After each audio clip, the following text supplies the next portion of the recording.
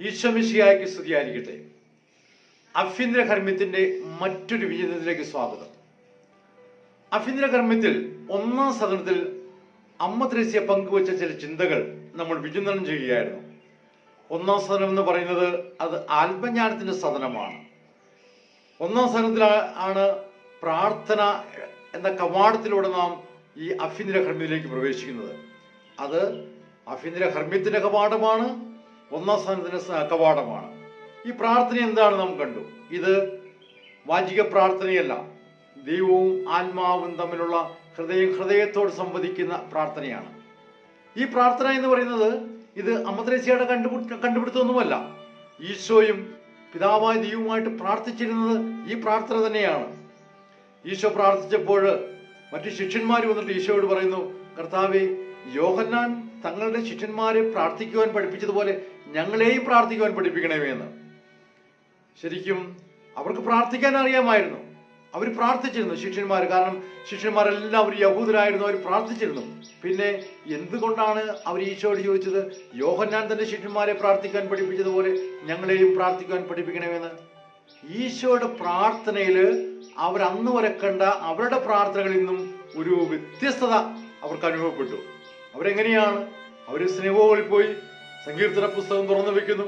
അതിനുശേഷം വളരെ ഉച്ചത്തില്, കർത്താവേ, അങ്ങയുടെ കാരുണ്യത്തിനൊത്ത വിധം എന്നോട് കരുണ തോന്നണമേ, അങ്ങയുടെ കാരുണ്യാലയത്താൽ എന്റെ പാപങ്ങൾ മായ്ച്ചു കളയണമേ. ഇങ്ങനെ വളരെ ഉച്ചത്തിൽ പ്രാർത്ഥിക്കുന്ന ഒരു പ്രാർത്ഥനയാണ് അവർ പരിശീലിച്ചത്, അല്ലെങ്കിൽ അവരന്ന് വരെ കണ്ടിട്ടുള്ളത്. എന്നാൽ ഈശോയുടെ പ്രാർത്ഥന അങ്ങനെയായിരുന്നില്ല.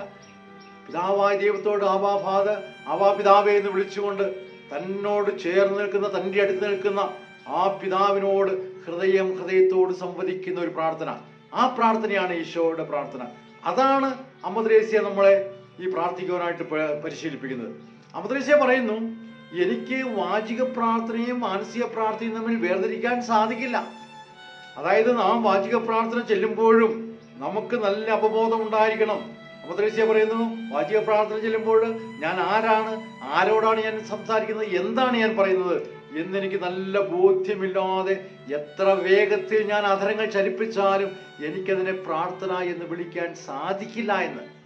അതായത് ഏത് പ്രാർത്ഥനയായിക്കോട്ടെ, സങ്കീർത്തനമായിക്കോട്ടെ, കർത്താവ് പഠിപ്പിച്ച പ്രാർത്ഥനയായിക്കോട്ടെ, ഏത് പ്രാർത്ഥന പഠിപ്പിക്കുമ്പോൾ നമ്മൾ ചെല്ലുമ്പോഴും അതിന് ആ പ്രാർത്ഥനയിൽ നമുക്കൊരു അവബോധം ഉണ്ടായിരുന്നു. ഞാൻ ആരാണ്?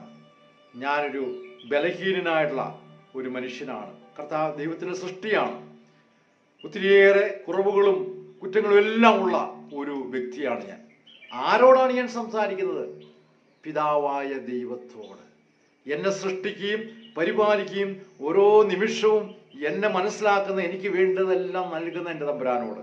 എൻ്റെ ഹൃദയത്തിലൊരു ചിന്ത വരുന്നതിന് മുമ്പ് തന്നെ അതറിയുന്ന ഒരു ദൈവത്തോട്. ആ ദൈവത്തോടാണ്. ഇനി എന്താണ് ഞാൻ പറയുന്നത്? ഞാൻ സങ്കീർത്തനമാണ് ഉരുവിടുന്നെങ്കിൽ ആ സങ്കീർത്തകന്റെ ആ മനോവികാരം എൻ്റെ മനസ്സിലുണ്ടായിരിക്കണം.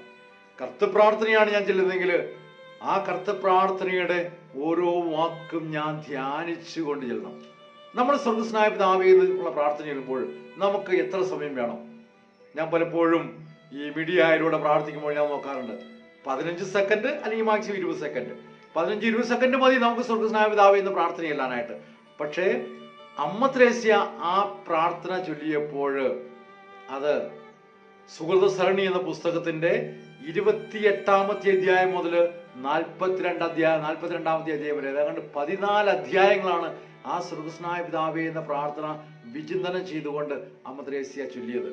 അപ്പൊ അതുകൊണ്ട് ഈ പ്രാർത്ഥന, ഓരോ പ്രാർത്ഥന ചെല്ലുമ്പോഴും നമ്മൾ എത്ര വേഗത്തിൽ അധരങ്ങൾ ചലിപ്പിക്കുന്നതല്ല, ഈ ചിന്ത, ഞാൻ ആരാണ്, ആരോടാണ് ഞാൻ സംസാരിക്കുന്നത്, എന്താണ് ഞാൻ പറയുന്നുള്ള ആ അവബോധം എനിക്ക് ഉണ്ടാകാതെ എത്ര വേഗത്തിൽ ഞാൻ അധരങ്ങൾ ചലിപ്പിച്ചാലും എനിക്കതിനെ പ്രാർത്ഥന എന്ന് വിളിക്കാൻ സാധിക്കില്ല. ഈ പ്രാർത്ഥന പഠിക്കേണ്ടവർ അമ്മ ത്രേസ്യയുടെ സുഹൃത സരണി എന്ന ആ പുസ്തകം ഒന്ന് വായിച്ചു നോക്കുക. അതിന്റെ 28-ാം അധ്യായം മുതൽ 42-ാം അധ്യായം വരെ ഈ പ്രാർത്ഥന, സ്വർഗ്ഗസ്ഥനായ പിതാവേ എന്ന് പറയുമ്പോൾ തന്നെയുള്ള എൻ്റെ വിചാരങ്ങൾ എന്തായിരിക്കണം, അങ്ങനെയുള്ള കാര്യങ്ങളാണ് ഈ 14 അധ്യായങ്ങളിലായിട്ട് വിവരിച്ചിരിക്കുന്നത്. അതുകൊണ്ട് ഈ പ്രാർത്ഥന നമുക്ക് പരിശീലിക്കാനായിട്ട് പരിശ്രമിക്കാം.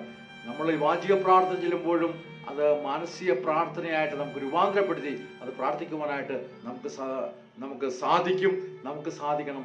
അവിടെയാണ് യഥാർത്ഥമായ പ്രാർത്ഥന.